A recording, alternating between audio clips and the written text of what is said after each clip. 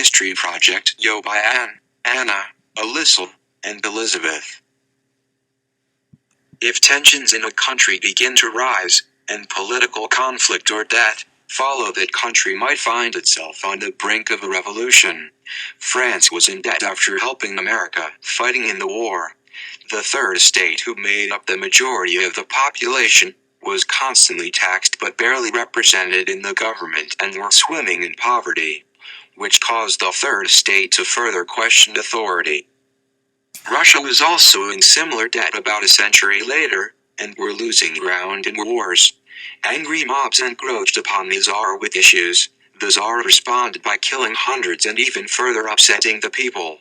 Soon after, the October Manifesto was established, which reformed working conditions and gave more freedom to the people.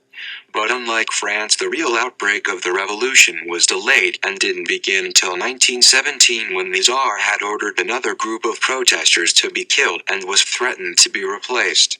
When they could not replace him, the Socialist Provisional Government was set. These conflicts molded revolutionary ideas, igniting even more rebellion, which can be compared to the stages of human life. What was previously mentioned could be considered the planning of the child. This first part of the Russian Revolution, before the outbreak in 1917, could be considered a false pregnancy. After conception and the fetus growing, birth takes place.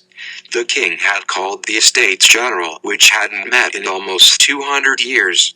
The Third Estate was not satisfied with the way the meeting was run, so representatives of the Third Estate took the tennis court oath, and the formation of the National Assembly of France was formed, which can be considered the birth of a new government and the real start of France's new life.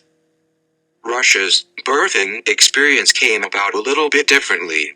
This area could be considered as the toddler and kindergartner stage, when the power was taken away from the provisional government or the Duma after they killed over 400 protesters and were constantly fending off Lenin's crew. The power came to the Bolsheviks, who will work to keep the revolution alive by taking away effortlessly the old government's buildings and encouraging workers to protest and ending Russia's involvement in World War I a few years later.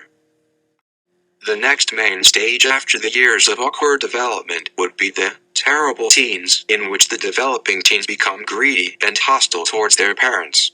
This resembles revolutions because after the birth there are riots and outbreaks, since people are torn between the old and new ideas of the government, and aren't getting what they want ASAP. An example of this would be the storming of the Bastille in France. The Third Estate attacked and stole all the firearms and artillery. Several other mobs charged, including all of the ones accounted for in the Great Fear. After the teen stage there comes the uncertain stage, after a new adult matures and thus graduates college and is not sure what to do.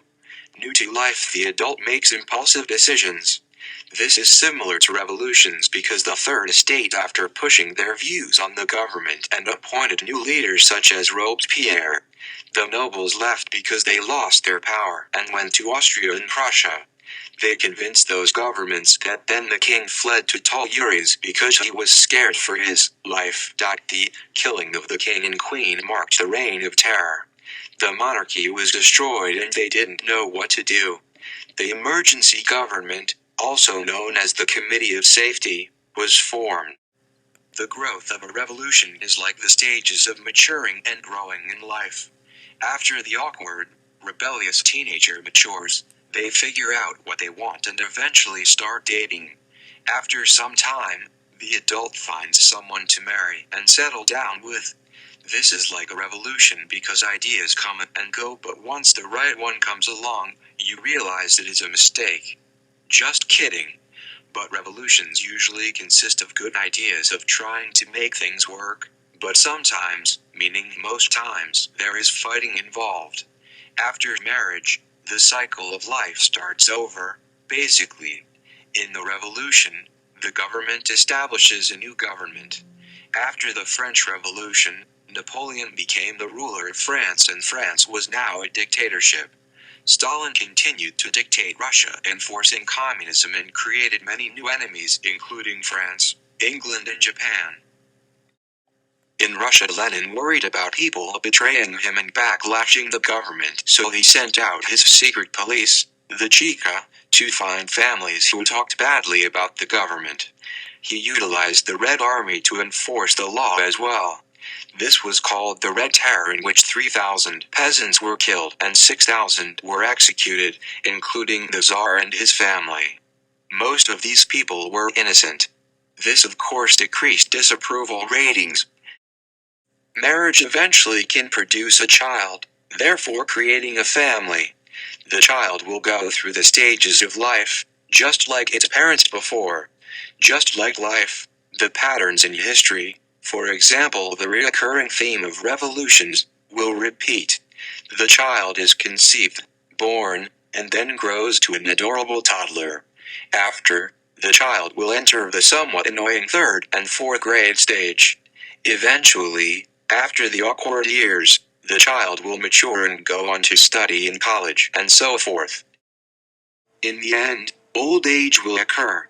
France and Russia both ridded themselves of absolute monarchies and replaced them with dictatorships, similar to a monarchy. This is similar to the way elderly and sick people return to their childish ways once they have reached a certain point in their lives. For example, they become more dependent on others. In conclusion, revolutions are like the stages of life in the sense that they go through similar stages. And then finally, we have death, aka the end.